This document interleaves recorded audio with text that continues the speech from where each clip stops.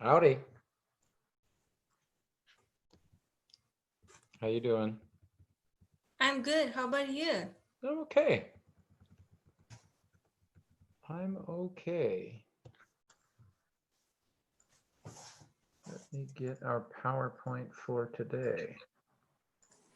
Hey, Professor. Hey, Linda. How are you? I'm okay. It's wild, weird, scary, horrible. You know, everything's kind of bad, but that's okay. We're doing we're doing our best. We are. We are Our trying to do the best. our beautiful state is on fire and it's raining ash, and you know, we're just gonna do our We're just, best, like you know. enjoying, see the ash and everything.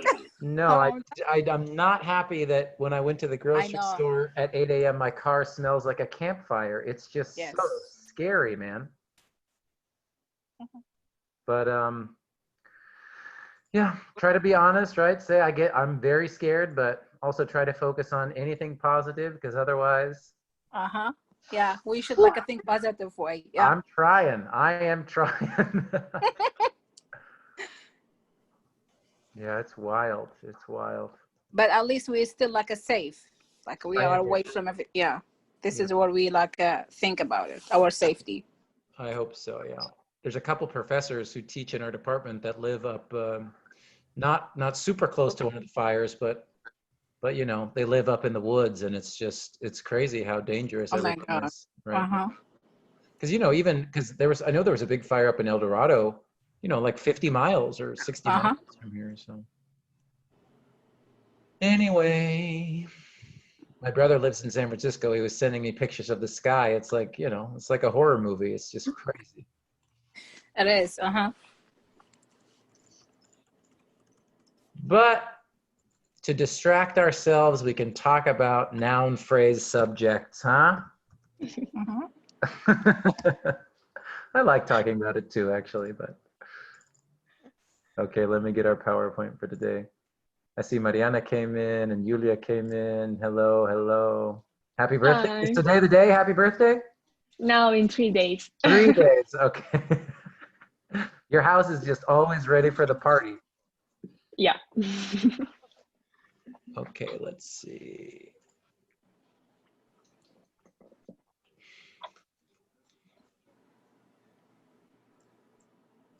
Oh, Fedus is asking about 6, 7, 8. Yeah, we'll talk about Yeah, it. like I did 6, but not 7 and 8. People were going very slow, you guys. I think I'm not gonna, I'm trying to find the middle, right? Like, I feel like it's my job to find the middle of the whole class. But I think by yesterday, only 7 or 8 people did lesson 6. So 7 and 8 are there, and we'll talk about it. But I'm like you, Fiducia. I'm a go fast person. So but I always I gotta try I and did find the the middle, you know. lesson 6, but I can't see lesson 7 and 8. They weren't there yet. That's what I was saying. I was trying to slow things down because people weren't done yet. But they're there. Everything's there in Canvas now.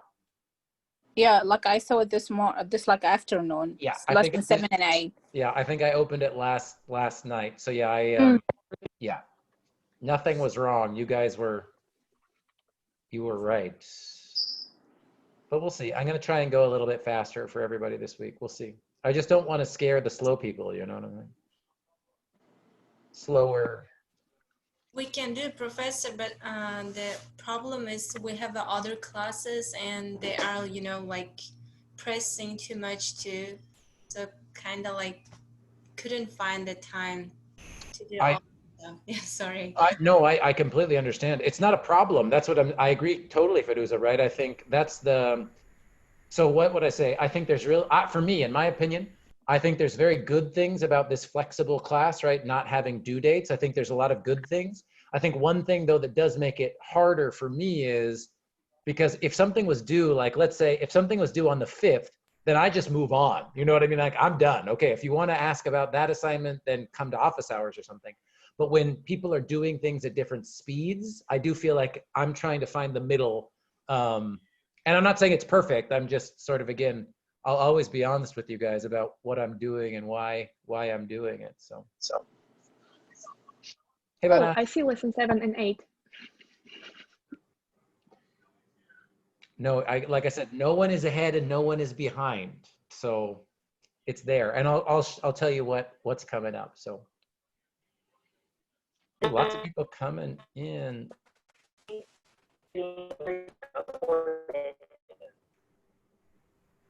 I heard, did I hear people's, yeah, I mean, now. Professor. Question, who's talking? Oh, my internet might be slow, you guys.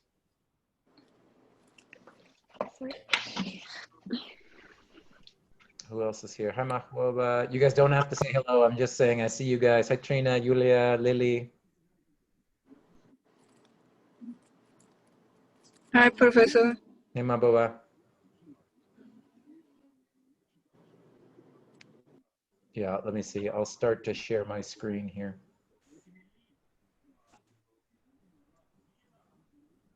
Home. Student view. Great.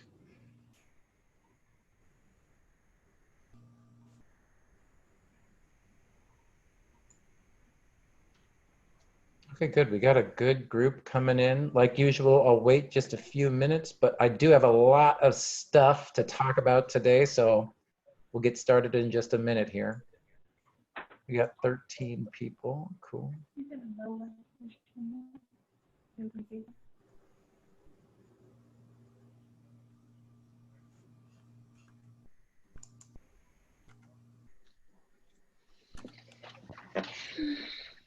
Okay, we'll start in just about 1 or 2 minutes. While we're waiting, any class type questions? What's up with Canvas? Anything else related to class? So I know people, if you're just coming in, people were asking about lesson 6, lesson 7, lesson 8, and I was sharing with Feruza.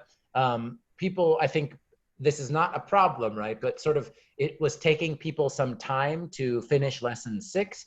So I didn't want to open lesson 7 and 8 and have people feel like they were getting behind. So I'm still sort of trying to find the balance for us. So lesson 7 and 8 are there now, okay? And then I'll talk about, because today I'm going to review a little bit tutorial 1, and then I'm going to start to introduce tutorial 2, and I'm going to talk about upcoming lessons. So if you haven't done lesson 6 yet, that's fine.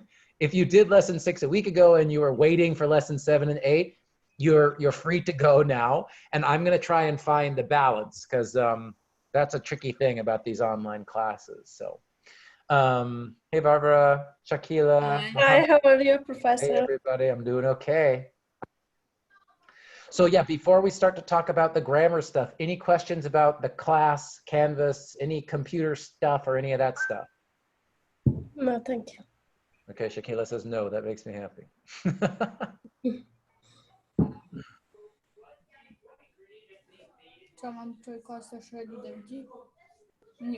see a comment in the chat. Let me just check. And if no one has questions, we'll just get started.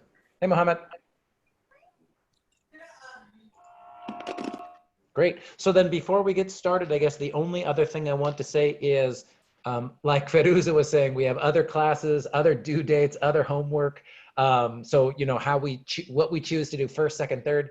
I will say the same thing. I have 2 labs and 2 other classes, and I have not corrected your stuff yet. So I promise tomorrow morning from 9 to 11, it's on my calendar. I will read and give comments or just give grades for your name recording, for your letter, and for the first couple assignments. Okay, so if you're waiting, praying for grades tomorrow morning, I promise, and thank you for your patience, you guys. Okay, are we ready? Let's go. All right, so here's what we're doing today. Good. I hear some music. Someone's listening to some music. I love it. Okay, so we're going to skip the check-in just for time. Actually, let's do this. I won't, just because I'm going to go kind of fast today, but let's do this. It says 5 minutes, so I'm going to set a timer on my phone here. Life is absolutely crazy right now. So here's what I want to do. Instead of you guys talking to each other, just for time, I'm going to put a 3-minute timer on my phone. Just take 3 minutes of like silence for yourself, hopefully if it's quiet in your house, and think about these 2 questions. And then this is just for you to think for yourself. We're not going to talk to each other. So 3 minutes, I'm going to put the timer. Just if you want to write things down, you can. If you just want to sit quietly, just think what affected your ability to spend time on classwork this week. So let's say last week. And then what's a goal you have for your classwork for the upcoming week? So you can think about this for our class, for any other class, but just a few minutes to like hopefully get 3 minutes to yourself. If you got family or kids or anybody else at home, you might feel busy all day. So I'm just going to set 3 minutes, think about this, and then we'll move on. I think it's nice to have a few quiet minutes. So here we go.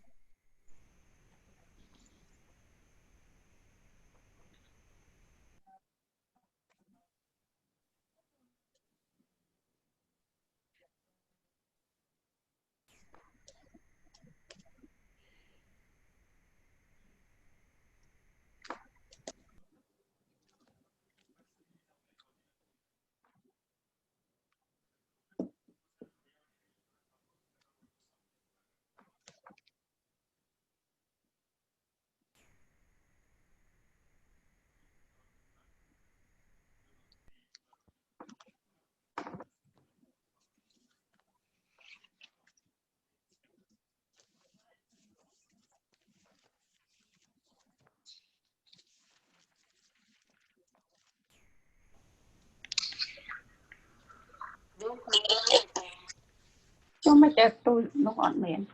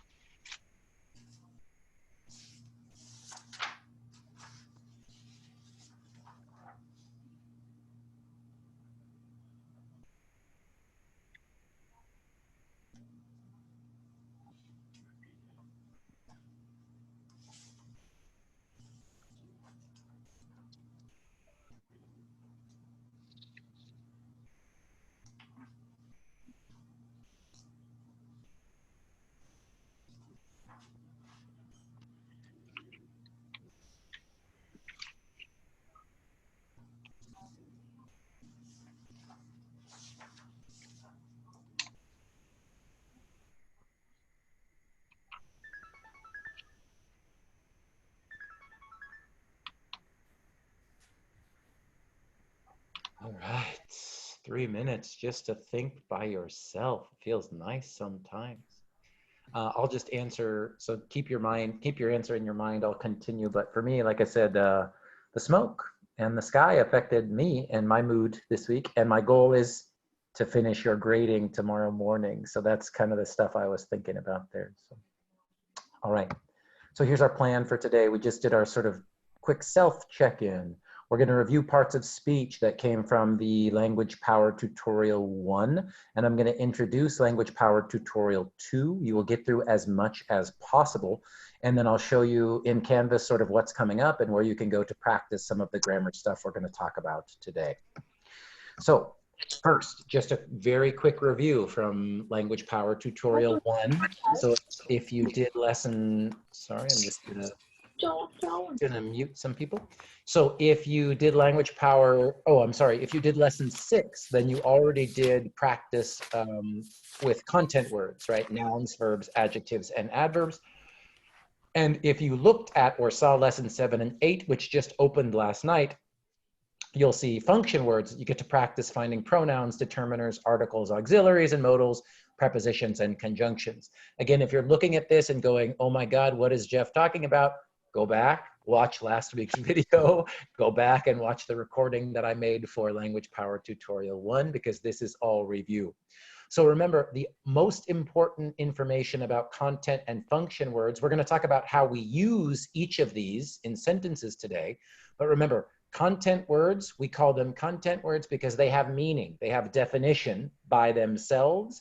Function words don't have any real meaning, right? Like I said, the word the, you can't really look it up in a dictionary. If you look it up in a dictionary, it just says the definite article, right? So content words have meaning, function words do not. So this was kind of part of the review that you saw in Language Power Tutorial 1. And if you look at lesson 6 and lesson 7, you're going to practice doing this kind of activity. And again, we started to do this last week. But here's an example of the type of ideas from lesson 1, just to review. So remember, look at the word below. What part of speech is this word in the sentence? And then how do you know?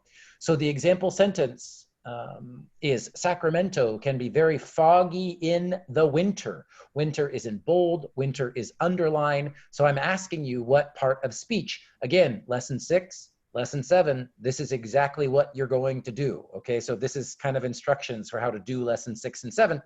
So the underlined word winter is a noun. No. Then I'll ask you to give an explanation. How do you know, right? And for example, winter is a thing, it's a season. It's preceded by an article. Remember, preceded, when you see that in the textbook, it just means comes before, right? So there is an article before the word winter, and it's the object of a preposition. And where's our preposition? In. Thank you.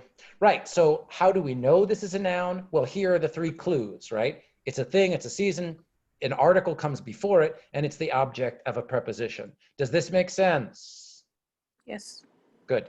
Yes. So this one we're just going to do together. If you have an idea or a question, you can unmute yourself. Here's the next example, just to practice. Yes. Question? No, or no question? No question. Okay, good. Next one. So this one I just want you to do, let's talk about it and answer it together. So if you have an idea, you can raise your hand, you can just start talking. But how about this one? Sacramento can be very foggy in the winter. What part of speech and how do you know? Adverb. Adverb. Adverb. Love it. I heard a lot of people saying adverb, and I agree. How do you know? It proceeds before adjective. Okay, I love it. It comes before an adjective. Good. What else? And it's a modified adjective. Modified verb. Good. It modifies a verb. No adjective. No adjective. Thank you. So great example. So right. So on lesson 6, right, and on lesson 6 and 7, if you say part of speech adverb, great, you get half a point. But if you say it modifies a verb, you will lose that half point because it doesn't modify a verb. In this case, it's modifying what? Adjective. Exactly right. Yeah. Also, we use adverb with be verb. After be verb, we can use adverb too. Okay, I see. So yeah. So if it's a linking, in this case, if it's a linking verb, yeah, that makes perfect sense there, what Fedusa did, because you have the linking verb and then you have the adjective that comes after the linking verb. So in between, we get this intensifier, right? Some adverbs are called intensifiers. It's an adverb, it modifies an adjective. You with me? Yep. I love it. Next one for review. Sacramento can be very foggy in the winter. Function, verb. function word. It's a function, definitely. And if we look at the list of function words, Auxiliaries. what is it? Function verb. Auxiliary. Auxiliary. It is. Mhm. Well, Models. we can talk about modals later, but it's definitely an auxiliary, right? Auxiliary. Yes. How do we know? It's have the verb be. Before be, Okay. Help, linking help verb, the verb. it comes before the main verb or the link verb. Good.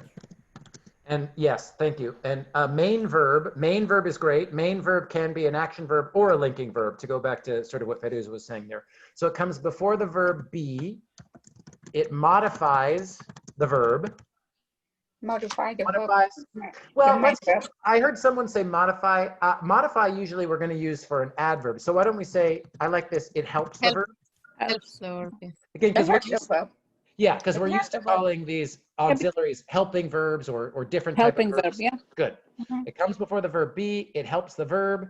And remember, for all the function words, does this word can, does it have meaning by itself? No, Yeah.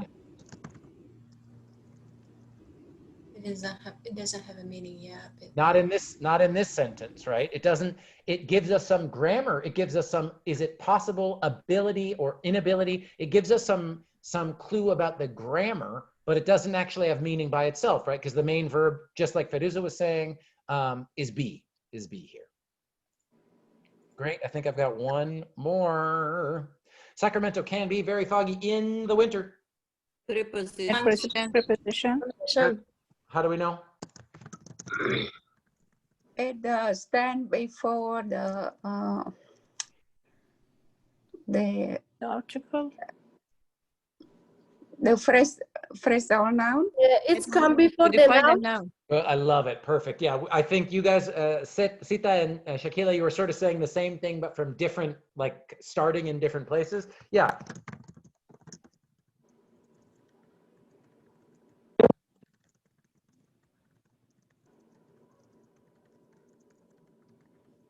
Right, something like this. So it's a function word. It doesn't have meaning by itself. I think this is what Sita was saying. It's the head of the prepositional phrase. It begins this prepositional phrase. And then Shakila was saying, afterward, we do get a noun phrase, right? We do get the object of a preposition. So in is the preposition. And here's our noun phrase, the winter, right? And they come after this preposition. Cool? mm-hmm. Makes sense? Yes. Easy, Yes. so easy, so easy. Yes. Good. And I'll show you, before I start with language power to the next tutorial for us, if you go to modules, and if you go to lesson 7, and if you start the quiz, you will see what we just did together is exactly what I want you to do here. So here's the instructions: identify the part of speech, noun, verb, adjective, or adverb. Then explain how you chose the answer, just like we did together. I give you 2 examples for you to look at, and you'll just type in here, right? So Sacramento, part of speech. What part of speech is Sacramento? Noun. Noun. No, How do you know? It's a subject. it's a subject. Great, whatever. I'll let you guys do this one yourself, right? But that's all I want you to do is type this into the box just like this, and same for each question, okay? That's all lesson 7 is. I'm gonna leave. It doesn't want me to go and lose my points, but that's lesson 7. And then if you look at lesson 8, it's the same thing, but with function words. So lesson 7 is more practice identifying content words. Lesson 8 is more practice identifying function words. Cool? Okay. So that's all I have to review. Sorry, let me leave this page. That's all I have to review language power tutorial 1. So I think I have this on the slide here. Can I question, please? Perfect. Barbara, I was just going to say, so yeah, today will be the final time we review these parts of speech together. So now is the time if you have questions. Yes, please, Barbara, let's do it. Okay, maybe later.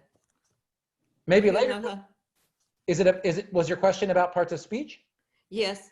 Now is the time. That's what I'm saying. Let's do it. Because afterwards we're moving on. Okay, it was in our homework. Okay. Why is semi-once not determined but noun? Let's see. In lesson 6, right? Yeah.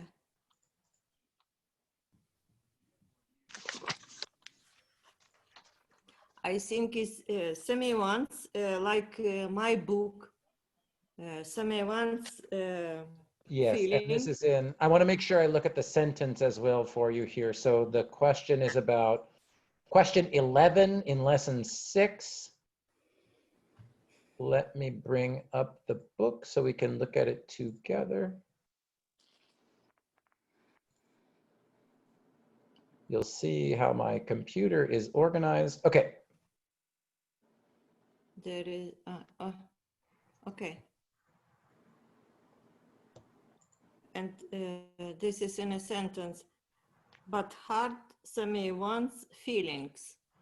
I think Yeah, semi-once. I answered to determiner. Let's see. This could be The that I, noun. this could be that I put the question in Canvas, or I identified the wrong answer in Canvas. I still think about it sometimes generally after I've made a big mistake and hurt someone's feelings. So what is the answer? What does it want in Canvas? I write, this is semi-once is definitor. Determiner? But you, determinator, but you show this is noun. Why is noun not determinator? It's probably, like I said, it's probably my mistake when I set this up in Canvas. This is why sometimes paper is better because I just know the answer and don't have to correct it. Let's see. Someone's. Oh yeah, it's definitely, that's just not correct. Award points for both correct. Got it. Yeah, that's just teacher and that's just a and error. second, my question. Yeah. About newborn. I think it is a noun, not adjective, because according to sentences in the book. We're going to talk about this one. Actually, we're going to talk about this idea in a second because this connects to That's nouns, body subjects. of a newborn, no? It's a noun because it comes with this is article. there is one a newborn. Yeah. A newborn. Subject of a and subject of a preposition or object of a prepositional phrase here, correct? Of a newborn. Yeah. I think it is noun, but you Yeah, this could be right again. here, this is adjective. Yeah, this could just be again me when I was setting the quiz up in Canvas, just a teacher error. So let me fix this. I choose adjective. That's okay. Like I said, for people of a newborn, if you chose adjective, I'll tell you why. It's not going to matter. I'm not going to take points away from anybody. I want to show you an example because this connects to subjects and objects, which is Language Power Tutorial 2. So again, thank you, Varvara. Okay. Yeah, thank you. As I'm creating everything in Canvas, right? It's much more likely that I put the green arrow by the wrong one or just make a computer mistake. So I apologize, you guys. One more for me to you. A question is up. You say the auxiliary verb. Why we don't say the phrasal verb? Which one? Up. The word up.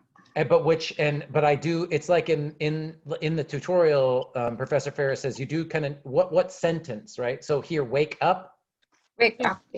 Wake up. It auxiliary verb. The first time I I know about this. Before I think that up is the like preposition.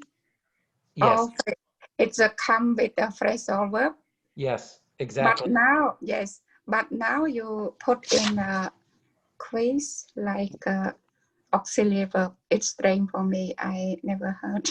Yeah, if you're not sure about this, go back to page 16 because this talks all about this. Auxiliaries, modifying verbs, and phrasal verbs. So look at 16 for more examples, just because I want to make sure that I introduce the second tutorial. But go back to page 16 because that's a really, really important question. And the answer has to do with, can you move that auxiliary? Can you move that verb particle to other places in the sentence? So again, page 16 here on this page, give you lots more details. And it's actually even right here, right? The example would be Bob walked up the hill. Bob looked up the number, and then they give here, true prepositions can't be moved. So Bob looked the number up. That makes sense, but you can't say Bob walked the hill up. And here we see the same thing in,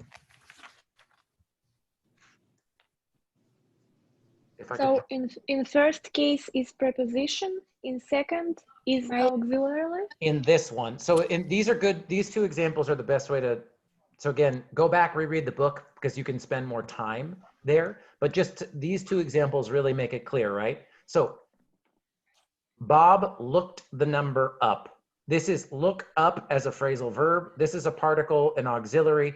We know because you can move this preposition around and the meaning will stay the same. Or in this case, here's the subject, Bob.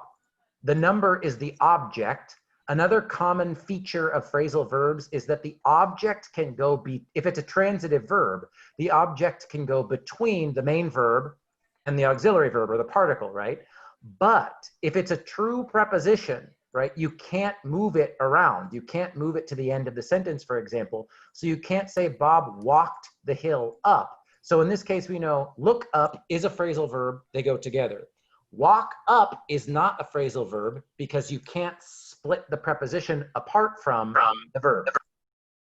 So up here, walk up the hill, up we cannot say, but here up what we call up here phrasal verb or yes. preposition. Phrasal verb. So Professor, in the second case, can we say Bob walked up the hill? Or yes, you have to say walk up the hill. Okay. Yeah. And that, again, that goes back to our example, like we were saying, in the winter, right? Because it's a true preposition, the rules of English grammar say after a preposition, you've got to have the object noun phrase. So the noun phrase has to come after the preposition here because it's a true preposition. And it's a great question because this is so difficult for phrasal verbs. So for us 310, 320, as you keep practicing with grammar, this can be something fun maybe to practice doing is if you're writing a sentence or if you look at a sentence that you're reading, see, and you see something that looks like verb and then preposition or verb particle, can you move it? Like, see, can you move the article, the preposition, and see, can you keep the sentence? Does it still sound grammatical? Because as you're exactly correct, this is a big challenge because how common phrasal verbs are in English, for sure. For sure. Professor, I have a question too about the same thing. Sure. Like in the same book, like I have a book and I read it. If I could just wake up, that's like a kind of adverb. The case that he just wake up. Here, we're just going to say wake up is a phrasal verb. A phrasal verb has the main verb and then the particle or the auxiliary, and you need them both to go together. So we're just going to say, in that case, up is is an auxiliary, is a helper to the main verb. Like in last semester, grammar 50 was kind of the same thing. Yeah. And I think my teacher, he said, in some cases, like a wake up, it's kind of adverb. But I think here it's linking with and find myself and something. Yeah, you can see again, right? Like I said, when I went to UC Davis and studied linguistics, like in a PhD program, I mean, you have people who study prepositions for their whole life, like, linguists who are obsessed with grammar, and people will disagree on what do we call this up? Do we call it a preposition? Do we call it an adverb? Do we call it a verb particle? I mean, people have strong opinions. So honestly, even more important than do you want to call it a particle? Do you want to call it an auxiliary? Do you want to call it an adverb? Is this rule that Professor Ferris shows us is very helpful, right? Because some prepositions, things that look like prepositions that are connected to verbs, sometimes you can move them, sometimes you cannot, right? So Yes. even if we, again, like very thoughtful, smart people, teachers and students disagree about what to call this, the most important thing is that you start to see the difference between this and this. And again, that goes back to our example of the adverb, or I'm sorry, the preposition. And how do I know it's a preposition? Okay, it's a preposition. There's an article and a noun after it. There's a noun phrase, object of the preposition. So even more than important than what we call it is that you start to see the difference between these two examples. Does that make sense? Yes, thank you. Yeah, because you're right. Like, I get that too. If someone wanted to call this an adverb, it modifies the verb. It gives us additional information about the main verb. Okay, I get that. That makes sense. I also understand this kind of acts like an auxiliary. It acts like a helping verb that's a part of the main verb. I get that too, you know. So different teachers, different books. Definitely true.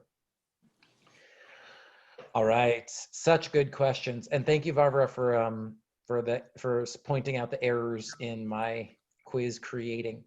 Other questions about parts of speech or language power tutorial 1 before we get ready for tutorial 2? All right, let's go. So language power tutorial 2, and if you go to the end, actually, I know a student, I forget who, forgive me, but was asking about page numbers. Where did I put this? I thought I put this somewhere. Oh yeah, language power tutorial 2, that's LPT2, language power tutorial 2. This starts on page 23. So if you have your book with you and you want to look at it, you can. If you have the PDF on your computer, you can do that, whatever you want to do. But we're looking at LPT2, that's page 23 to 41. Now, what tutorial 2 is all about is subjects and verbs, right? So we started at the sort of very beginning, going back to parts of speech and how they come together to make a sentence. Now we're going to focus on subjects and verbs, because really subjects and verbs are they are kind of like the bosses, the two most important, most powerful sort of parts of speech in a sentence. And then language power tutorial 3, which we'll look at next week, is all about phrases, clauses, and full sentences. So we're really going to start to connect these things together in a week or two here. But we're going to start with subjects and verbs because they are so important. So also in the textbook, Professor Ferris uses this term characteristic of subject and verbs. So a characteristic just is a special quality or trait that makes a person, thing, or group different from others. So a characteristic is sort of something special or something unique about a person, place, or thing, right? So I'd say one characteristic or something that's unique about Sacramento is the rivers, right? Like Sacramento is a city where lots of rivers come together and meet. So just something unique. So what's unique and special about subjects and verbs? That's what this whole tutorial is about.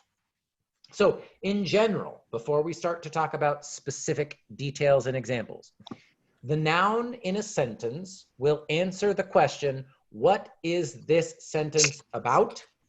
And then again, in general, the verb in a sentence will answer the question, what does the sentence say about the subject? So for an example, down here in green, my sister Amy went to the beach. So what is this sentence about? Well, it's about Amy, right? She's the subject. And then what does the sentence say about the subject? Well, it says that Amy went to the beach. That's the verb. So again, what's it about? The subject. What does the sentence say about the subject is the verb, Now, in English sentences, there are some very specific characteristics about subjects. And again, when you have a nice sentence, well, a nice short sentence where the subject is very simple, maybe subjects feel really easy. And maybe you're sitting here thinking, okay, this is going to be easy. But I think you've started to see, if you're at 310, subjects in English sentences can get complex. They can definitely get complex. So, Mr. Amy. So we've got 5 characteristics of English subjects that we're going to talk about. So first thing to be aware of and first thing to see.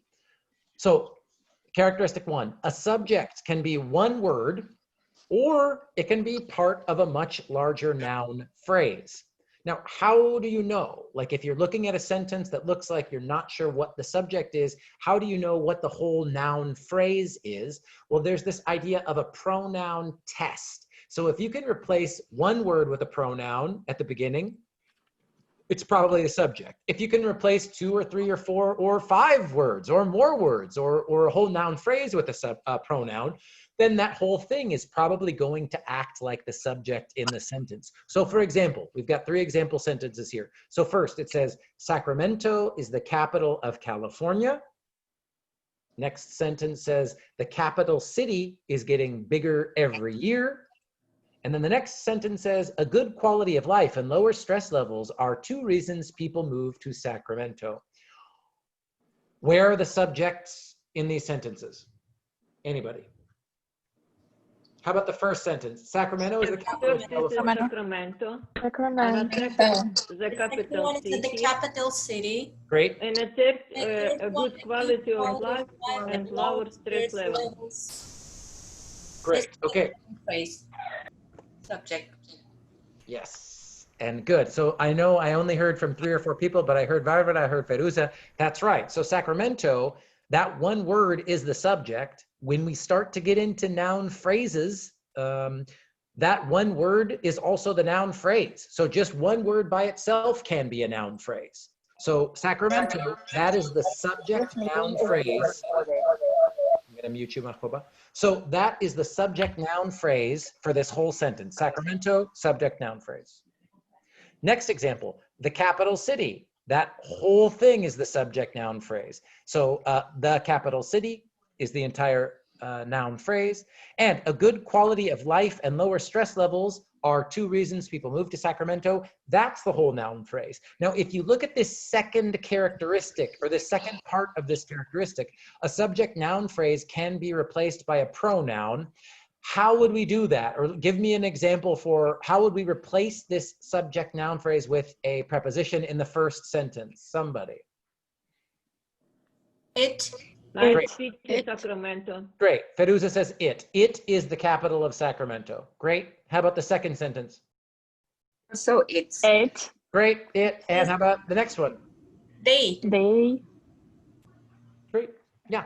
And Those. I mean, Okay. they is fine. They is, remember, those is a pronoun too, right? That's another good reason. Like last week, we were saying, wait, what is going on? I promise you, it starts to make sense, right? So you could say they, that's fine. You could also say those, right? Because that's a possessive pronoun, but it's still a pronoun, right? So in these example sentences, you can see that subject noun phrase, whether it's one word, like here in Sacramento becomes it, 3 words becomes it, or 1, 2, 3, 4, 5, 6, 7, 8, 9, 9 words all getting replaced with one pronoun. Right? This is a big clue. This is a big clue to say this whole thing together is acting like the subject. All this noun phrase is acting like the subject, right? Does this make sense? Questions? no question. Love it. Sita says no questions. I've only got video of a few people, but the people with video seem good. We're good? Okay. So remember, characteristic number 1. Oh, I need to fix this whole thing, you guys. I'm sorry about that. I didn't know if I'd have be able to talk about all of them, but I think we're gonna have plenty of time. This is my perfectionist coming out now. I have to fix this right now. It's like when Barbara was talking about errors in the Canvas quiz. I have to fix it right away. Okay. So that's our first characteristic that we're going to talk about today and that you'll see in Language Power in the second tutorial, and you'll get to practice in the lessons. Next. Okay,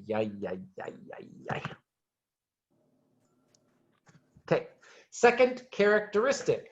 Now, if you've taken a grammar class before, you probably heard, maybe you saw in a textbook or heard a teacher say, okay, the subject is at the beginning of the sentence. The subject is the first word in the sentence. The subject is at the beginning of the sentence. Well, usually, right, in all of these examples, you know, the subject was right at the beginning of the sentence. But if you're in 310, and let's say you're taking 315 or 325, you start to see in academic writing, there can be a lot of words before you get to the subject of a sentence. So a subject noun phrase usually is at the beginning of a sentence, but many academic sentences begin with what Professor Ferris calls introductory elements. Now, this could be a lot of different things, but if you look at this sentence, so, comma, in general, comma, the capital city of California is a growing city, although it may change as the cost of living goes up. What's our subject noun phrase? The capital city of California. Perfect. Yes, the capital city of California. So what's going on? What's all this? What's this stuff before the subject then? Like the introduction. Introductory. Like introduction generally. Good. Introduction, general introduction. What parts of speech do you want to guess? What parts of speech we've got going on here? So the conjunction. Is conjunction? Good. Sita's saying so is a conjunction. I totally agree. And what about here? In is a In preposition. general. General. Positional Conjunction. Position phrases. General preposition Preposition phrase. Absolutely, absolutely, absolutely. And we do this, and I see some people are smiling because, you know, we do this all the time. Think about if you're taking 315, for example, or even if you took, I'm gonna add some information here. Yeah, I want to do an example. So if you think about something like this,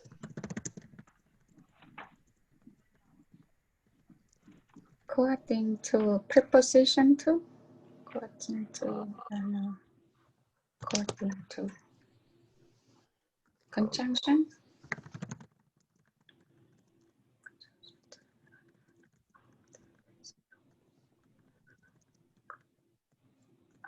now, you're probably not seeing this type of sentence. Maybe you are, depending on your teacher for 315 or 325. But here's a very, very typical English sentence, I'd say, for university level. According to the author of the textbook, and for MLA, we'd put this in italics. According to the author of the textbook, Why Translation Matters, translated literature is important for all cultures and languages. Where's the subject of this sentence? Translated literature. Translated literature. Love it.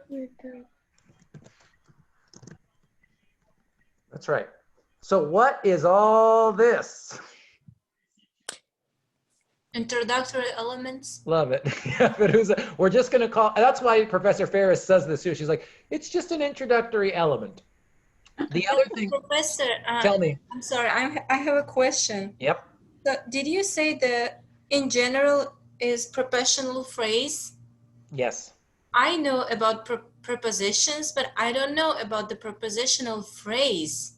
Well, that's what's next. That's Language Power Tutorial 3, where we talk about all the different types of phrases.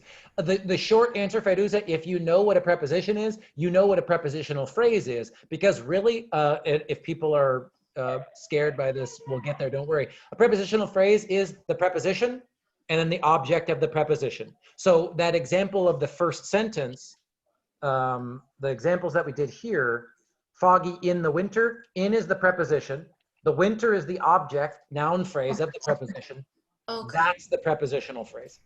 Got it. Thank you. Got it? So really, a prepositional phrase is any preposition, and then it's noun phrase. In this one, we only have, here's the preposition, and here's general. Now, again, some people look at general and want to call that an adjective. That's very tricky. But in this case, even if you don't like general being an adjective, or I'm sorry, a noun here, what I love about this textbook, why it's very, very helpful for writers like you guys is the rules kind of start to make sense. They're more consistent. It's almost like, okay, we have a preposition here. It's the beginning of a prepositional phrase. In English, a prepositional phrase has to be made of a preposition and a noun phrase. So in a certain way, this has to be the noun. Do you know what I mean? Like it kind of has to be the noun. Does that make sense, Feruza? Mhm. Yeah.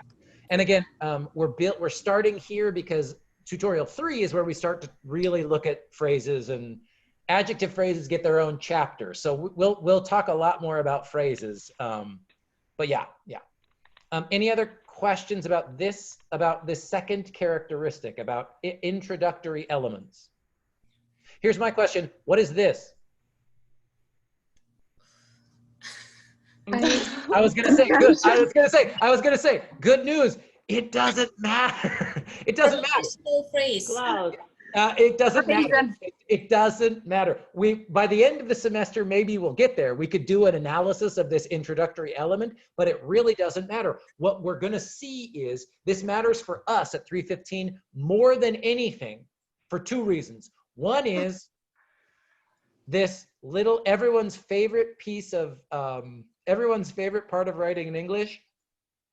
This introductory elements are important for commas big time, right? If you look at this example, we have so, comma, in general, comma, right? So there are a lot of comma rules connected to these introductory elements. This is very important for you guys at 310, 315, 325 level.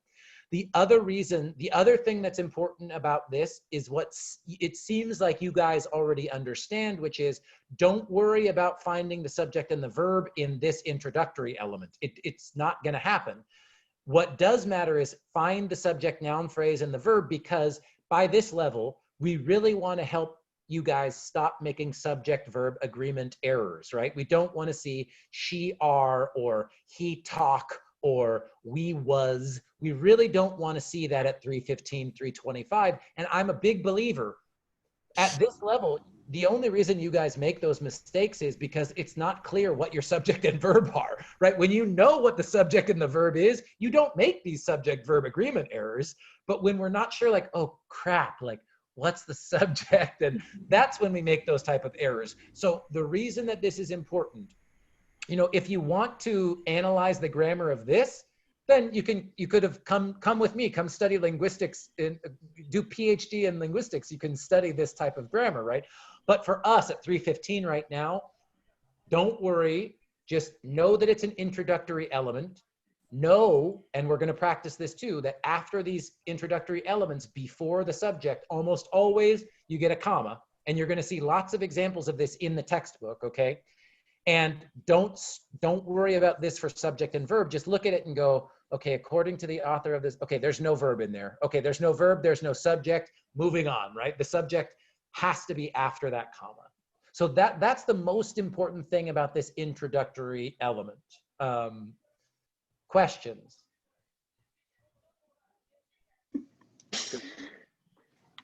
Are you guys scared? You look scared. Sita, you look scared. Scare me. But I think remember, this is my don't last be scared, grammar because class. I would say, it is. But this is why I think it's helpful to start with thinking about grammar in sentences, right, you guys? Because if I said to you, what part of speech or what type of phrase is this? That is scary. I totally agree. Like I said, you could have native English speakers with PhDs in linguistics have different opinions about the grammar of this phrase, okay? But and so don't worry about that right now. But what I do want you to start to notice when you look at those sentences is, okay, wait a minute, like there's a lot of words, then there's a comma. Okay, is that an introductory element? Let me see. Is there a subject in here according to the author of the textbook? No, there's no verb, right? So I don't need to worry about subject verb agreement. I don't need to worry about tense. I don't need to worry about modals in this phrase at all. I can think about that stuff basically, right?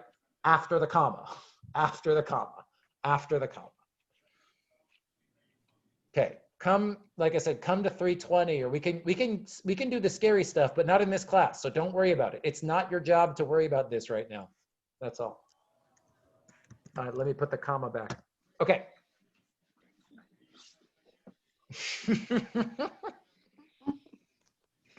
I can only see 3 or 4 people's faces too. So when I see those 3 or 4 people, like, then I know, okay, then I have to say it's gonna be okay. It's gonna be okay.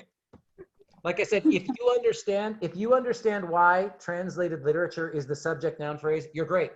Leave the rest of it for later. Leave the rest of it for later. Next one, and this is connected here. The next characteristic is complex and compound sentences must have more than one subject and one verb. And this will probably make sense to you guys, but I'll ask why. Why does this have to be true? In a complex, let me ask this question. In a complex sentence or a compound sentence, how many clauses? Two or three. Two clauses. Let's say complex or compound, not complex compound. So yes, in a complex sentence, 2 clauses. In a compound sentence, 2 clauses, right? And remember, a clause is a subject and a verb. So if you have a sentence with 2 clauses, that means you have to have at least 2 subjects and 2 verbs, right?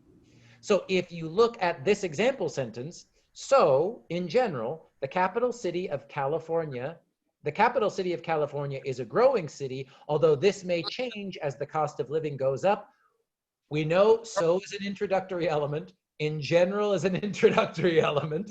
Where are our subjects and where are our verbs? City of California. The capital city of California. Good, and? Is a verb. Is. Good, and then where's our next subject and next verb? This, it's a subject. This. Change. And change, it is a verb. Love it. Absolutely perfect. Absolutely perfect, right? So now here's another question that makes life a little more complicated. What type of sentence is this? Complex or compound? What was the difference? Complex and compound? Can Ooh, you? good. Oh, Feruza's not sure. Okay, good, good. By the way, if you don't know the answer yet, that's fine. Tutorial 3 is all about complex and compound and clauses. Remember, a complex, let me start with compound because it's easier, and I'll show some examples here. Can it be if phrases are like together, or the meaning is a different meaning for every? It's a good guess, Marina. The real answer, the short answer to complex compound sentences is, what type of conjunction do we have? The conjunction is the boss in this example, right? And Yeah. Okay, I think for compound it's so and, right, Professor? Yes. Hold on. So and but. No. So For the compound, we should have subject. Oh, subordinated. We're gonna use and but for compound complex, we could have although. What happened? I don't know. I thought that might be my internet. I mean, your internet might be slow or my internet's slow, but you sound like a robot. I thought it was just me, but then everybody could hear it. So, but I know, Amina, she was in my class. I know she knows what she's talking about. I know you're right, Amina, don't worry. Yes, hold on, I'm gonna mute you. I think what I heard Amina saying is, yeah, a compound sentence is 2 independent, sorry, gosh. Abby, I'm gonna mute you. It's all- Independent clauses, yeah. Yes, compound, 2 independent clauses connected by a coordinated conjunction. Those are your fanboys. I think that's like Linda was saying for, Yes. yeah, both, but, and, right? And a complex sentence is 2 clauses joined by a subordinating conjunction, which means that one clause needs the other clause. One clause cannot stand by itself as a Independent, yeah. Exactly. And again, if you're saying, Jeff, what are you talking about? Tutorial 3 is all about this, okay? All about complex, compound, dependent, independent, all that fun stuff. So in this example, Sacramento is a growing city and many people are moving there. We have a fanboy. This is a compound sentence. You could also say Sacramento is a growing city, period. Many people are moving there, period. Great. That's 2 independent clauses. But when we connect them with a coordinating conjunction and notice a comma, then we've got a compound sentence and noun phrase. noun phrase. How about this one? Let's start with the subjects of this complex sentence. Sacramento is a growing city, although the cost of living is going, is going up. Where's the subject? Sacramento. Sacramento. And Cost of Cost living. of living. Cost. No more subject. The cost of living. NP is for noun phrase, by the way. We could say subject NP or noun phrase. Yes, so then here's where this gets difficult. And again, don't be scared, but we will spend some time talking about this in tutorial 3. Where's the subordinator in this second sentence? Although. Thank you. Although the I cost heard of Barbara, living. yeah. Although is our subordinator, right? And that means that this clause, although the cost of living is going up, that's our dependent clause. It cannot be a sentence by itself. But again, we're talking about subjects and nouns. Remember, even though this is in a dependent clause, it's got a subject and it's got a verb, right? Yes. What's the verb here? Is going. Going. No. Going. Going up. Going up, I think. So what part of speech is this?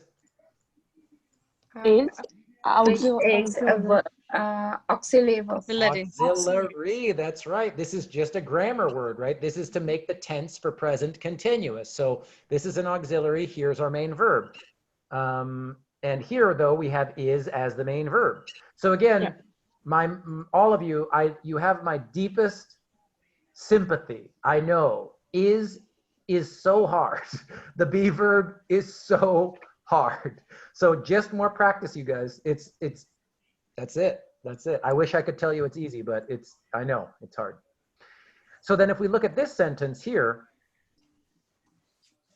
in general, the capital city of California is a growing city, although, although this may change as the cost of living goes up. What part of speech is may?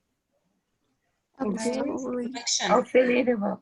Auxiliary. This is why, isn't auxiliary kind of nice instead of, wait, is it a modal? Is it a helper? It's an auxiliary. They're all auxiliaries. They're all auxiliaries. And so we just answered this question, but just so we're all on the same page, how many subjects will a complex sentence have? 2. How many subjects will a compound sentence have? 2.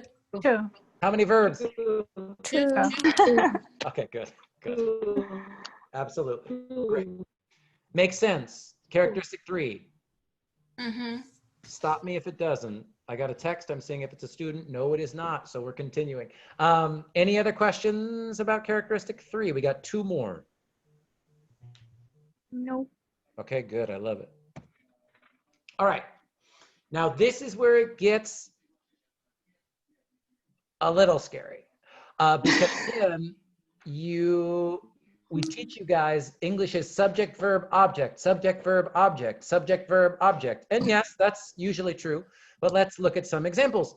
So in some sentences, subject noun phrases may be unsaid or implied. This is almost always for commands or someone telling someone else what to do. Or think about this in, or I was going to say, you also see this called imperative. When you read tutorial 2, you'll see that word imperative. Command means the same thing. But in a sentence like turn in your homework, what's the subject? You. And it's not really in the sentence because what's the verb? Turn. Good. Ooh, let's do this one actually. Can I say this? Is the grammar here, turn in your homework, turn your homework in? Is the grammar good? No. No. Yes, good. Turn here. Yeah, why not? It is. Well, It's this is like Barbara and Linda's excellent question from earlier, right? So if you go back to LPT, to this example that we talked about here, right? So Bob looked the number up, Bob looked up the number. Turn in your homework, turn your homework in. In this example, remember, we said that this is a particle. This is an auxiliary. This is part of the verb. It is not a preposition. So is in this sentence, what's the verb? Turn or turn in? Turn. Turn. Turn First in. one is Turn. in. No, turn in. And is In this, first one. Turn and in. what is this? Preposition. Yeah. Preposition. Other way. Other way. Let me give it a different color because again, I agree. The Phrasal verb is, verb. this is a phrasal verb. And this is another good example of, I'm going to write this here. Let's call it this an auxiliary, right? Because again, this is a particle. This is a helping verb. This is part of the phrasal verb.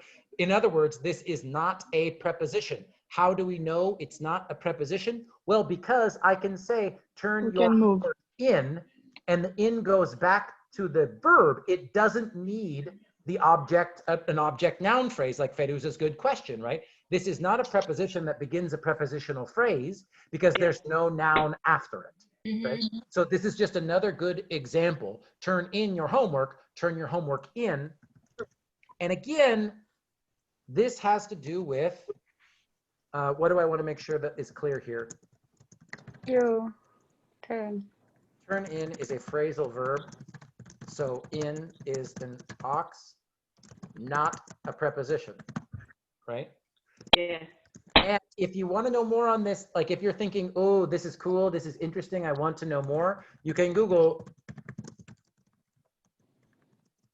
We will talk about this when we look at Marina's face, when we will talk about transitive and intransitive verbs. But the real thing, the only thing that matters here is some nouns take an object, some nouns don't want an object. So when I say you turn your homework in, turn in is transitive. It wants an object. It wants to know what you will turn in. Okay, what will you turn in? Your homework, right? So again, this is important when we think about, okay, phrasal verb or preposition, because here, the object, what you are turning in, it can come after the auxiliary, or it can come between the verb and the auxiliary. And we're, again, when I explain, this happens all the time when I teach grammar. When I explain the rule, people are like, but you do this all the time already. At 310 level, you guys are making sentences like this all the time. Turn up the TV, turn the TV up.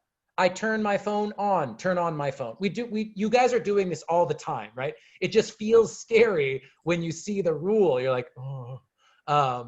So yeah, what else? Oh, what would one we use every day? I need to plug in my phone. I need to plug my phone in. Same, right? Same. So phrasal verbs are very, you know, we could do a whole class just on phrasal verbs because the grammar involved in phrasal verbs is really, I mean, I think it's interesting, but yeah. Professor, both of them sentences grammarly is correct? Yes. Yes, and if you don't know why, wait until we talk about transitive and intransitive verbs. But the most important thing, Mahoba, is that you understand, or if you're not sure, again, let me go back to tutorial 1. Go back to page 18, where she explains how to tell the difference between a particle, auxiliary, and a preposition, right? The short answer, Mahoba, is this is correct because this is not a preposition, so we can finish the sentence with this word. Turn your homework in.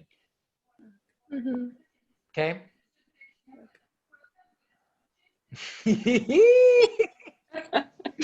Okay. So in some sentences, so that was we took a sort of path, a side path there, but this was about subjects, remember. So some sentences like commands, the noun phrase is implied or unsaid. Turn in your homework. Who? You. You. Right? So we do have a subject in this sentence, but it's not really in the sentence. Weird, weird, weird. But the only thing that matters is if I ask you on a lesson or a question, for example, turn in your homework, where's the verb? Turn. And where's the subject? You. You. Good. So what students do when we don't teach this rule, what I see all the time is, if I say to someone, if I don't teach this rule, I'm going to duplicate this slide. if I don't teach this rule and I say, what's the subject of this sentence? You. The phone, they think the phone. Ah, this is what, that's Yeah. it. Marina Not did the exactly phone, what I yeah. wanted someone to do, right? When I show you this sentence and I say, what's the subject? You. Yeah, You. exactly. It's implied you. But what happens usually if I don't teach people this rule, then I say, what's the subject? And you guys are good students. They think it's the phone. Or Yeah. any noun. They're like, wait, me? It's the phone? It's got to be a noun. It's got to be something, right? Right. So,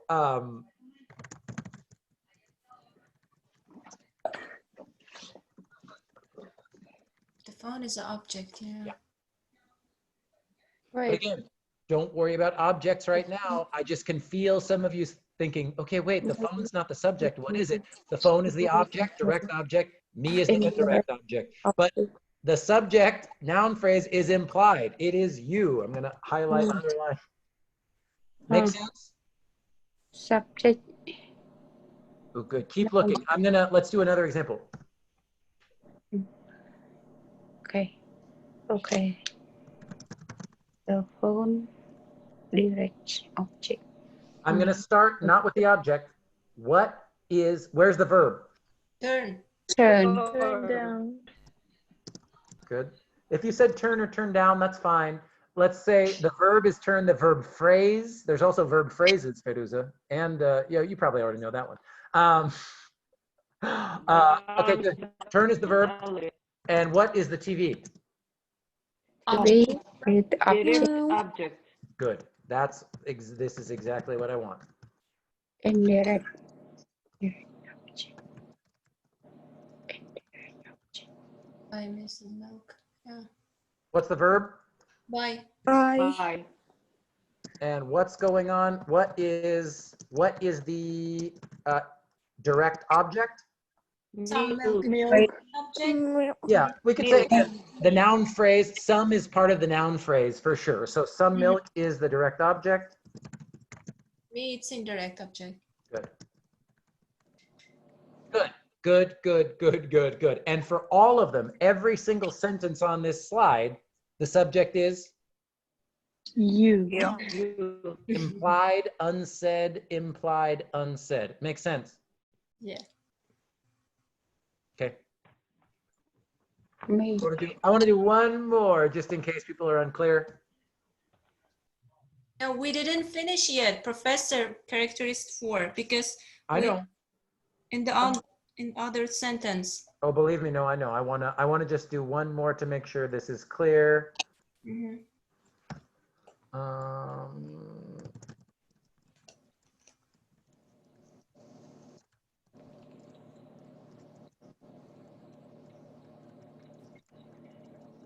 And again, so what's the direct object? Direct object. Your paper. Paper. And what's the indirect object? Me. Me. Me. Great. Perfect. Okay. Feruza, yes, you are correct. We have more examples for characteristic 4. I want to make sure I leave some room. Okay. Again, common sentences, but they don't always fit the rule that we teach you guys. So in other sentences, this is part sort of connected to the last slide, characteristic 4 here, right? Characteristic 4.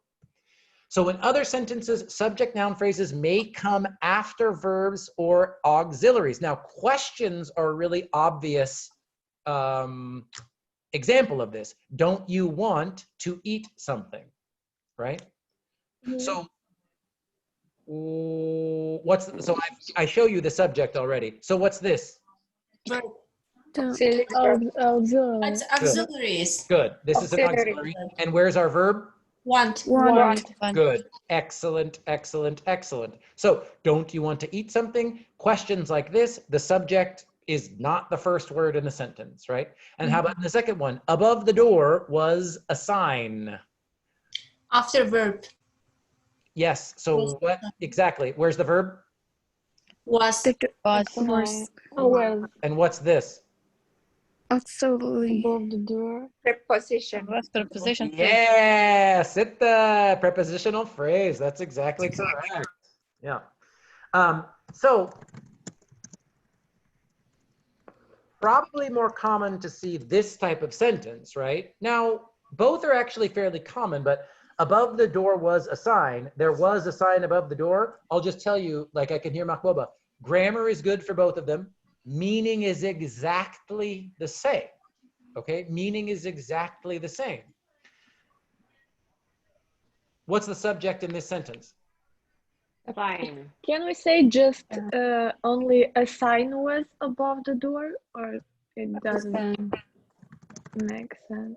there. A sign above the door. I want to put like a thumbs up or something. I'll put a grammar 100%. Yes, you can. So to Mariana's question, Okay, thank you. this is where actually I hate English a little bit for this. I really do, because this is very complicated. You have 3 sentences. The grammar is perfect in all of them. The meaning is exactly the same. And yet, however, but the grammar, like the structure of the grammar underneath is totally different for all 3 sentences. Another common English word, when we have there and that, this is why there's a whole tutorial about there and that. That clauses are so tricky, so tricky. So for now, we won't worry about this, but we will talk about these types of sentences later in the semester, because there's a lot going on here. But what I do want you to see is above the door was a sign is a type of sentence that you will see, is a type of sentence that you will hear. And it's an example where even though we have a noun, right? We have a noun phrase before the verb. So again, you're all good students. Your brain is trained to think, okay, noun phrase before the verb, that's the subject. But some sentences, especially if you see them beginning with a prepositional phrase, right? Then the noun that comes after the verb, almost always linking verbs, not action verbs, you'll get the subject after the verb. Can anybody think of any other example sentences like this? I'll show you some right now, but when you see a sentence that looks like this, can you think of any other example or original sentences?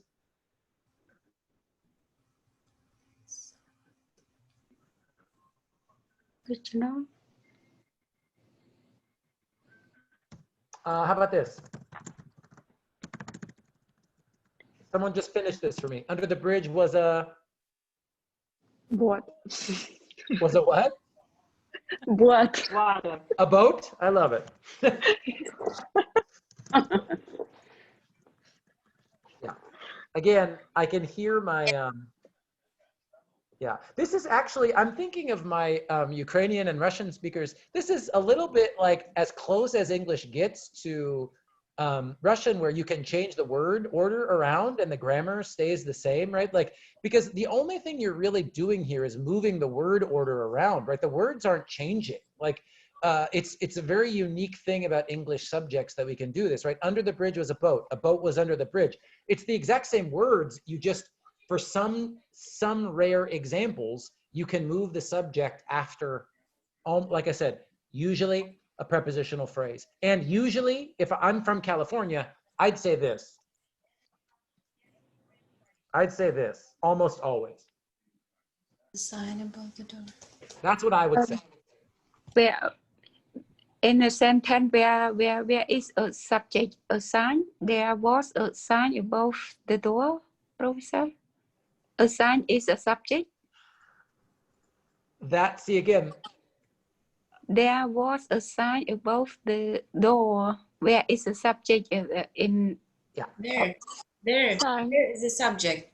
It's not this simple, but this is what I was saying. Like, we could do, for real, I mean, we could do weeks on, these are called there clauses and that clauses, and they are very difficult to explain the grammar of, which is why I said this is one thing I hate about teaching English, because the grammar in a sentence like this is super complicated, But we say this type of sentence all the time. It's super, super common, right?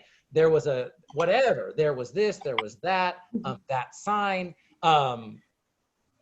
Yeah, I'm gonna say again, for these two sentences, for now, let's just say these are the subject noun phrases. And what's going on in the grammar underneath that, it goes deep. And we can talk about it later because it's weird. Does that make sense? That's the short answer, Sita. Does that make sense? Okay. Yeah. Yeah.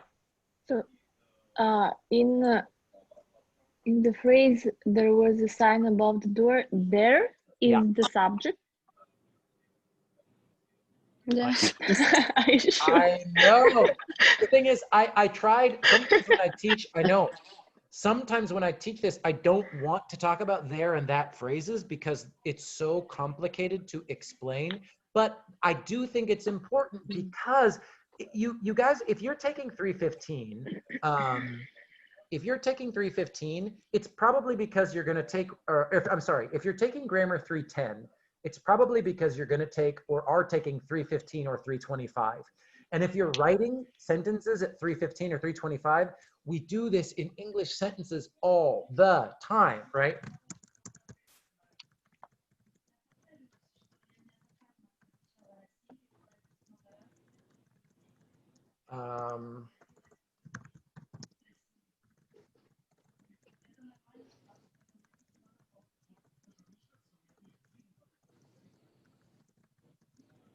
So this is just out of my brain. There was a surprising research study released last year that showed listening to music for 20 minutes a day can lower stress levels. If I just show this sentence to you guys, does this sentence look pretty normal? Does it look advanced? What does it look like to you guys? Advanced. Advanced? Okay. Normal. Normal? Mm-hmm. Yep. I think it's normal. I think you see this type of sentence all the time. And I also think when I teach you guys later, not right now, but after I make a video for you for there and that clauses, look at this. There was a surprising there was followed by that showed. That. You could even say this. The grammar in that sentence would be fine. But what is going on? What is this? What is this? What is this? Like I said, when I studied this at PhD level, I mean, it's deep. It's deep. It's really deep. Just this. That's not too complicated of a sentence, right? Yeah. But is this the subject? Is this the subject? Hopefully it's not. We know this. Okay, preposition, object, There. prepositional phrase. Okay. There is a subject. What's this? That's what we're introducing here, right? And because these two phrases are very closely connected, and how we analyze them, how we talk about them is very important for understanding how to put together English sentences for writing. That's why it's so tricky. But before we go to the deep end, I want to that's why we're reviewing sort of subject noun phrases in less scary examples. So even if this sentence, above the door was a sign, looks strange, again, I don't want you to be too scared by this sentence because, okay, above the door, that's got to be a prepositional phrase, right? Above is a preposition. The door is the object noun phrase. There's the verb. So this has to be the subject, right? That's all I want you to worry about for now. In 10 weeks, we can talk about what's going on here, okay? Okay. Only one more left because I know I can see. I think 90 minutes is kind of perfect for a grammar class because after about 60 minutes, people's eyes are like, it's too many rules all at once. What was that? It's like, I'll move my glasses like. Yeah. Okay, so the last characteristic 5. I'm just gonna call this scary, there, that clauses. Oh, there, that clauses. Yeah. Like I said, if you're a nerd, like a grammar nerd like me, just Google English that clause. You will find a lot of good websites because it's intense. It's intense. And the last one, I was thinking about you guys, I forget who it was, but they were saying one thing that we want to learn is passive voice, right? So the last characteristic about English subjects has to do with passive voice sentences. So the last characteristic for subjects is subject noun phrases. Subject noun phrase. Let me fix my own grammar. Subject noun phrases are always the grammatical subject, but it may not be the logical subject. This is always true when using the passive voice. And I'll show you these examples and then explain. So the boy kicked the ball. In this case, the boy is the subject of the sentence, right? Here's the verb. Here's the object.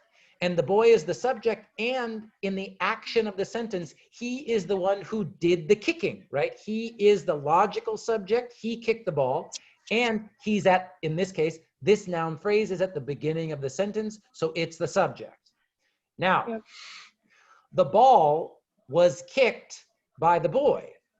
Now here, the ball is the noun phrase at the beginning of the sentence. It comes before the verb. Was kicked is in the passive voice. Kicked is the main verb. Was is an auxiliary helping us make the passive voice. Yeah. So the ball is definitely the grammatical subject, but who is the person who does the kicking? The boy is still doing the kicking, right? And that's the difference between grammatical subject and logical subject. Now, again, you don't need to worry about this too much right now, but when we start to get to passive voice, trying to be clear in your head, okay, in this passive sentence, I know what the subject is, but who is the person actually doing the action? That is an important question to keep in mind when we start to practice longer passive voice sentences, okay? So when I say grammatical, I'm talking about the subject noun phrase that comes before the verb. When I talk about logical subject, I'm only going to talk about logical subject for passive voice sentences. And the only thing that I want you to remember, I'm planting the seed today. Logical subject means who is the one, or who or what is the thing doing the action in a passive voice sentence. Does that make sense? A little bit. Oh, it's quiet. Okay, let's a little bit. Okay, let's look at some examples before we go. We've got just explanation. yeah, of course. So let's say. Sorry. So in the future, we will have to choose the grammatical subject and the logical subject. No, not too much. In the future, what I will ask you to do is to write successful, grammatically correct passive voice sentences. And this idea, okay, what's the subject in this sentence? And then wait, who's the logical subject doing the action in this sentence? That will be important when you go to write your own passive voice sentences. Does that help? Right. Yep. Yeah. So for example, I bought a new car. What's the subject? I. Thank you. I. That's the grammatical subject. And what's the logical subject? The car. No. Who did the buying? I. The sentence. Yeah, you. I was just making the passive voice. Oh, make it for me. Change this sentence into a passive sentence for me, Firuza. The car was bought by me. Bought You got help. Yep. by me. Was bought. Was bought. Grammatical sub. Right? Because even in this sentence. Subject, no? New car is a grammatical subject, not Thank sentence. you. Ooh, I told you. Yes, a new car is the grammatical subject. Me, I'm the logical subject. I'm still the one doing the buying, but because we use the passive voice, I function like the object in this sentence, right? Or in this case, I function like the indirect object in the sentence, right? So let's see another example.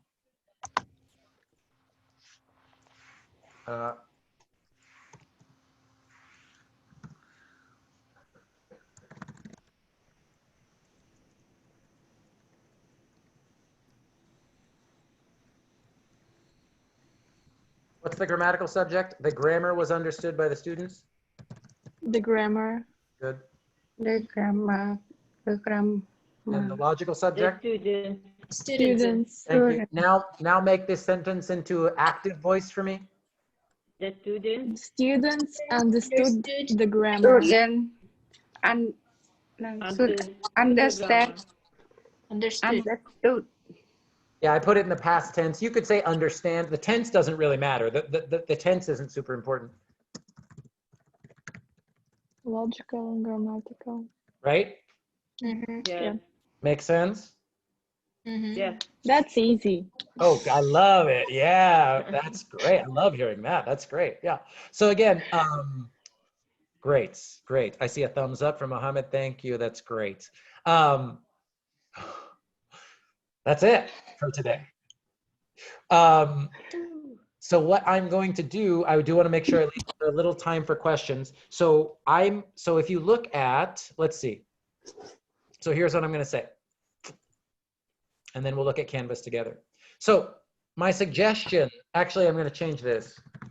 Strongly suggested before 9/16, so before next week. Complete lessons 6, 7, and 8. Okay, like I said, I know 7 and 8 only started last night, so you're not behind. It's all good. But if you're ready, go for it. That was about tutorial 1. Then 9 and 10 are going to be about what we just talked about today. They are not published in Canvas yet. My promise to you is they will be there in at least, at the most 48 hours. I want to see who does 7 and 8 and make sure that at least a few more people feel confident. Then I will open up 9 and 10, okay? Now, in the meantime, you can read lesson language power tutorial 2, that's page 23 to 41. And if I show you tutorial 2, when these are open, by the way, you guys, 9 and 10, I will put the PDF in Canvas too. So if you're still waiting on your book or you don't have one yet, you can review the material there. But that's this, subjects and verbs.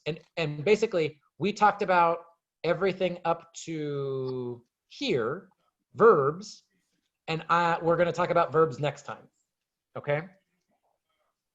We'll go through verbs shorter because I think they're a little bit easier, and then we're going to start with phrases, clauses, and sentence types next week. But don't worry about that for now. For now, lesson 6, 7, and 8, 9, and 10, I will open within 48 hours.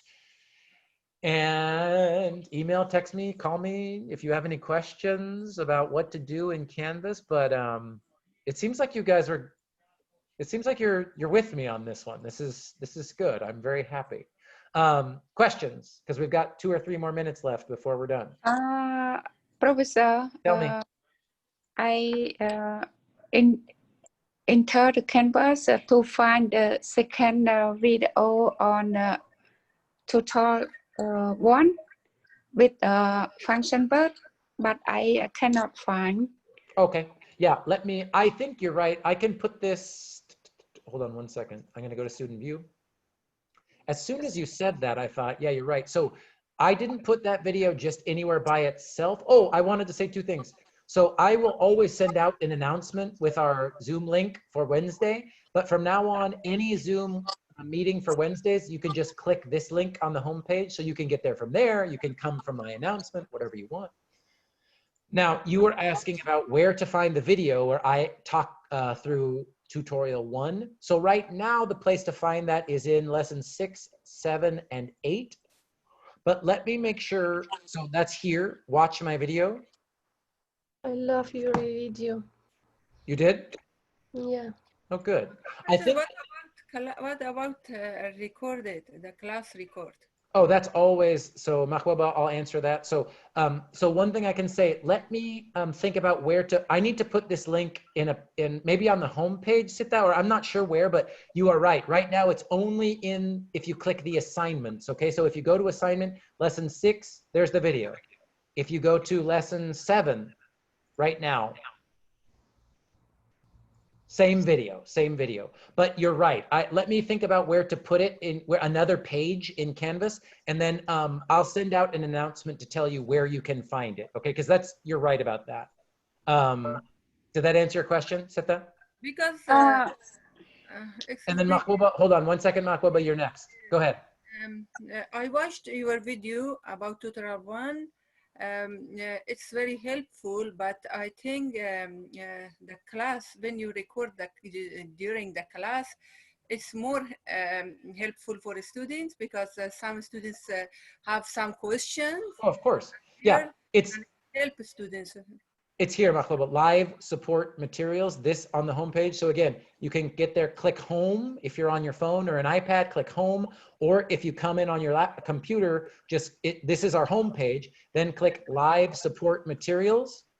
Live support materials. Yeah. And here's the PowerPoint slide. And then here's each date, right? The 26th of, the 26th of August, September 2nd. Today, I'll put everything from today. And here's the Zoom recording, here's the PowerPoint. I find it. Thank you. And then my idea, Seta, is I can make a page maybe just for my videos for language power, because this is how we'll do it. Some weeks I will make a video, like Shakila was saying, you enjoyed the video for tutorial 1, that's great. Some weeks I'll make a video for the tutorial. Other weeks we'll sort of just do it live. So I'll sort of take turns week to week. So it just depends on the material. Great. Did that make sense, Makwaba? Do you see where it lives? Yes, thank Great. you. Perfect. Other questions? One more for Please. me question, Professor. Earlier this class I did the lesson 7, and I not good at the, I'm not good at the computer, so I did it with my phone, and then my phone doesn't work, so I turn it off and open it again, and I finish all the quiz in the lesson 7, and at the end I saw that I get 0 point. Why, teacher, professor? That you get a what? 0 point. Oh, because I have to grade that one. I'm the human, I have to grade that one. The computer can't grade it for you. I have to do that. So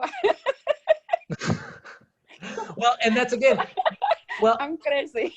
no, you're not crazy. We're all crazy. This is the new, we're all crazy, right? That's like Barbara was asking about when you put the correct answer in a quiz, but then the computer grades it, but then I made a mistake when I put, design everything in Canvas. So I just want to say thank you all for your patience, right? I know, like I said, there's some really great things about online learning, but sometimes Canvas, it's so much, it's like 300 steps. So thank you for your patience.